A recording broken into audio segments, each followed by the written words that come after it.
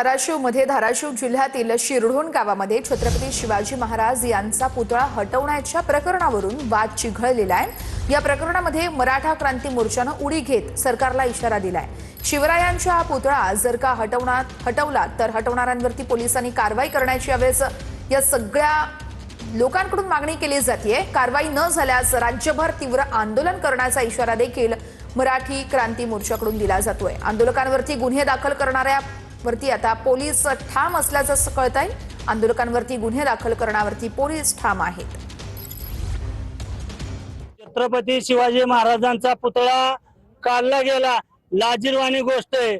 ज्या पोलीस कर्मचाऱ्यांनी छत्रपती शिवाजी महाराजांचा बूट घालून पुतळा ज्यांनी काढला त्यांना बडतर्फ केल्याशिवाय आम्ही गप्प बसणार नाही। की आमच्या माता माऊली माझ्या आई समान असणाऱ्या महिलांना अश्लील भाषेत शिवीगाळ केली, मी सांगू अश्लील भाषेत शिवीगाळ करून लाठीचार्ज केला। भेटून यांच्या विरोधात तक्रार करणारे मराठा समाज गप्प बसणार नाही। शिराडोन मधील वादग्रस्त चौक आहे झेंडा चौक, त्या ठिकाणी शिवछत्रपतींचा पुतळा बसवण्यात आलेला होता। त्या अनुषंगाने सध्या कायदेशीर कारवाई करून सध्या शांतता आहे, तणावपूर्ण शांतता आहे।